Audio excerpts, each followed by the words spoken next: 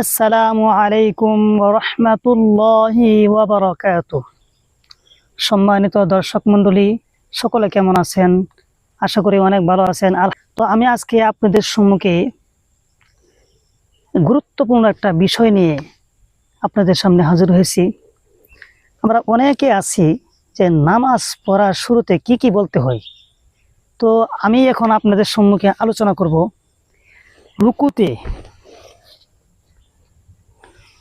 রুকুতে যাওয়ার আগে কি কি পড়তে হবে এই বিষয় নিয়ে। ইনশাআল্লাহ আমার সাথেই থাকেন, ধৈর্য ধরে দেখতে থাকেন, এখান থেকে আপনি উপকৃত হবেন। তো আমি নামাজ শুরু করতেছি। মনে করেন আমি নামাজ আরম্ভ করতেছি। তো নামাজ আরম্ভ করার আগে আল্লাহু আকবার বলে আমি হাত তুললাম। বাস, তারপর আমি কি করব? তারপর আমি সুবহানাকাল্লাহুম্মা ওয়া বিহামদিকা ওয়া তাবারাকা ইসমুকা ওয়া তাআলা জাদ্দুকা ওয়া লা ইলাহা গায়রুক। বাস, আমার সানা পড়া হয়ে গেছে।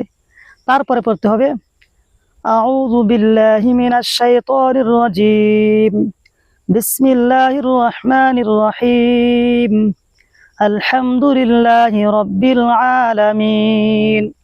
এইভাবে আমি সূরা ফাতিহা শেষ করব। সূরা ফাতিহা শেষ করার পরে বলতে হবে আমিন, আস্তে আস্তে বলবো।